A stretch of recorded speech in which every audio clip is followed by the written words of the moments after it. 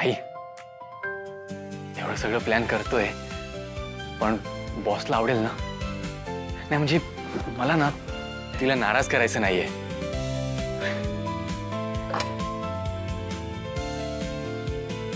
Hello techno, आई ना ते arrangements करायचे थोडे ॲनिव्हर्सरीसाठी. हो माहिती आहे मला वेळ थोडा कमी आहे पण बघ ना थोडंसं कतिरीला बोलून बघ ना. हां तेवढे अरेंजमेंट्स कर. हां ठीक आहे. ये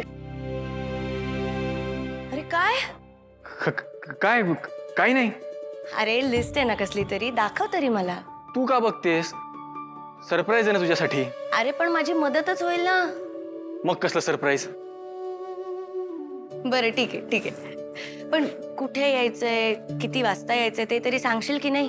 की तू एकटाच जाऊन बसणार आहेस? अच्छा, तू एकटाच सेलिब्रेट करणार आहेस का? मजा घेतेस ना? घे. पण आज तुला मी दाखवतो की मी किती हुशार येते आणि आजचं सरप्राईज ना तू आयुष्यभर लक्षात ठेवशील. हो बर. लोकेशन पाठवतो. हा तयारी करून घे. हा. आणि तुझ्या आयुष्यातले अविस्मरणीय क्षण अनुभवण्यासाठी तयार राहा. See you. आम्हाला कामाला लावून निघाली नवऱ्याबरोबर फिरायला. आता तू वेळेत कशी पोचतेस तेच मी बघते. एजंट निशीकडे आज ब्रेकिंग न्यूज आहे. मोठी सून आज नवऱ्याबरोबर फिरायला जाणार आहे. इम्पॉसिबल आहे ही तारिणी. आपल्याला इथे घरातली कामं करायला लावते आणि स्वतः नवऱ्यासोबत डेट प्लॅन करते ती. तिला ना मी एक्झॅक्टली आठवतंय ना तिने आपली काय अवस्था केली होती. आता आपल्याला चान्स मिळालाय. आज मी पण बघते ती कशी जाते डेटवर. नाही आज तिचा मोठ्या सुनेचा माज उतरवला ना तर मी पण निशिता युवराज खांडेकर नाही. काय प्लॅन आहे? प्लान नाहीये. तू जा ग. त्या घरातून निघून जा तू. तू सिटीतून निघून जा. ईशा तुझ्याकडे आहे प्लान? नाहीये मग. मग दरवेळेला काय मीच प्लान करायचा? तुम्ही पण विचार करा.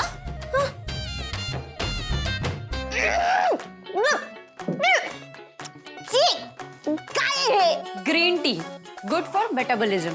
औषधासारखी टेस्ट आहे त्याची. कसं पिता तुम्ही हे? निशी औषध. हा औषधासारखी टेस्ट आहे ह्याची.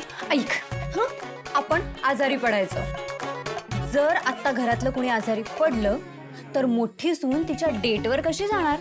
Good idea. मी आजारी पडते. हे बघ मम्मा, माझं डोकं दुखतंय. डोकं दुखतंय? निशी यावर जगात कोणाचा विश्वास नाही बसणार. ओके तू एक काम कर, जा आणि आईस क्यूब्स घेऊन ये. कशाला? कसं आहे ना, बर्फ खाल्ल्यामुळे मला खूप सर्दी होते, लगेच खूप आजारी पडते मी, फीवर पण येतो. ओके लक्षात ठेवेन. पटकन आणते. हा मॅनेज झाले ना सगळं? सगळं मॅनेज झालंय, काही टेन्शन घेऊ नका. हा ओके. पण ऐका ना, हा तुम्ही बॉसला विचाराल ना नक्की?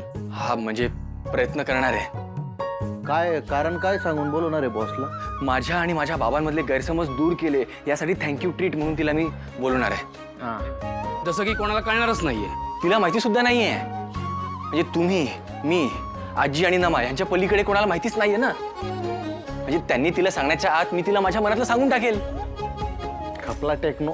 काय म्हणजे नमाने तिकडे काही वेगळा प्लॅन केला असेल तर? म्हणजे कळून जाईल ना की हा 1 मंथ अॅनिव्हर्सरीचा प्लॅन ठरलाय ते. नाही सांगणार ती. तुम्ही डेट वरती कॉन्सन्ट्रेट करा आणि असं प्रपोज करा ना बॉसला की बॉस नाही म्हणायलाच नाही पाहिजे. 100% बॉस होच म्हणतील तुम्हाला. खरंच? आणि असा प्रपोज केल्यावर कोणती मुलगी नाही म्हणणार? All the best. All the best. Okay all the best. All the best. पण मी काय म्हणतो होच म्हणणार आहे तुम्हाला. All the best. All the best. Okay thank you. वरती वरती कपाळावर. हा होते सर्दी होते. Very good. घे पूर्ण तोंड घालायचं. घे मूर्ख. मरू का आता याच्यात मी? आता नको. जा त्या सिनियर डोकेदुखीला घेऊन ये. जा. ज्युनियर कोण? जाता जाता आरशात बघ.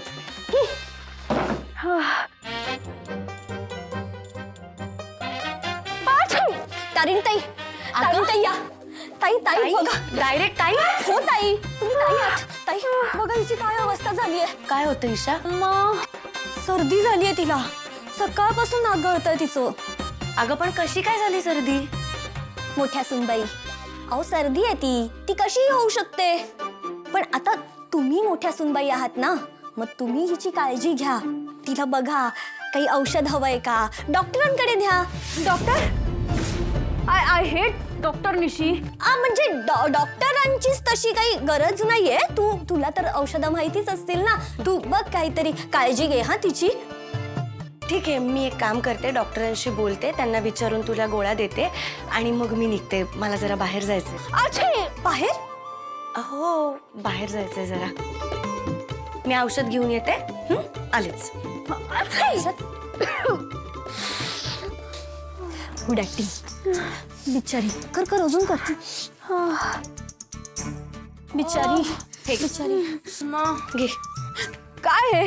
I am not gonna take this. अगं हे औषध आहे, ते असं श्वासाबरोबर ओढून घ्यायचं असतं. ओढ. याचा वास इथूनच इतका घाणेरडा येतो आणि तुम्हाला सांगतेस की एवढा डेंजर वास आहे?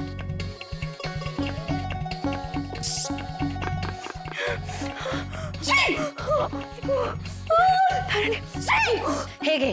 हा, तपकीर म्हणतात ह्याला. आता थोड्या वेळात तुझी सर्दी, पडसं, पित्त जे काही असेल ना ते सगळं बाहेर पडेल.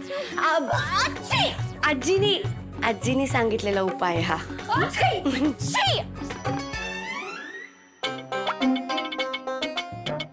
हा बर्फ असा डायरेक्ट तोंडाला लावला, खाल्ला तर सर्दी होणारच ना. नाही, मान्य आहे मला उन्हाळ्याचे दिवस आहेत म्हणून गरम होत असेल तुम्हाला, पण म्हणून त्याच्यावर हा पर्याय नाही, हो की नाही? पण आता काळजी करू नका, आता व्यवस्थित मोकळ्या व्हाल तुम्ही. मी येऊ?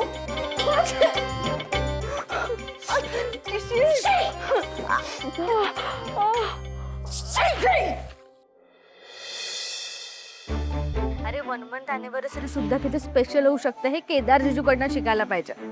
अरे किती सगळं मस्त प्लॅन केलंय त्याने. आणि इम्पॉर्टंट म्हणजे ताईला यातलं काहीच माहिती नाहीये. आणि मी दिलेला कोलाज अरे देणार आहे रे, पण सगळ्यात आधी जिजूचं सरप्राईज. Thank God. का? नाही म्हणजे त्यांचा स्पेशल डे ना, मग त्यांचा रोमॅन्स आधी होऊन जाऊ दे, मग बाकीचे गिफ्ट वगैरे. हे तुला माहितीये का, केदार जिजू ना सुमी आजीला विचारायला आला होता की ताईला काय आवडतं, तिच्यासाठी काय करू. माहितीये? तुला कसं माहित? अगं म्हणजे मला पण जर सरप्राईज द्यायचं असलं असतं तर मी पण तेच केलं असतं ना. पण काही म्हणा, केदार जिजू एवढा रोमॅन्टिक मुलगा मी अजूनपर्यंत कधीच बघितला नाहीये. आले. बरं ऐक, मी नंतर करते, आजी बोलवते. बाय बाय नक्की करा कॉल. Bye bye.